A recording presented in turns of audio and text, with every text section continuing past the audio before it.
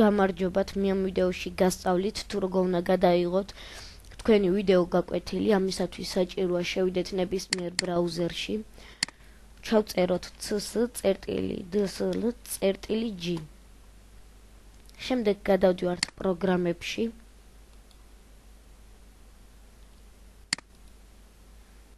და მეორე გვერდზე, თქვენთან შეიძლება მესამე გვერდზე იყოს ან პირველ გვერდზე. დააწვევით შემდეგ სრულად ნახვას და გადმოწერას. მე ახლა დაინსტალირებას აღარ გასწავლით, რადგან იგი უკვე მოყვება საიტს და იგი უკეთესად აგიხსნით, როგორ უნდა დაინსტალიროთ. შემდეგ გამოგიგდებთ ასეთ პანჯარას ეკრანზე.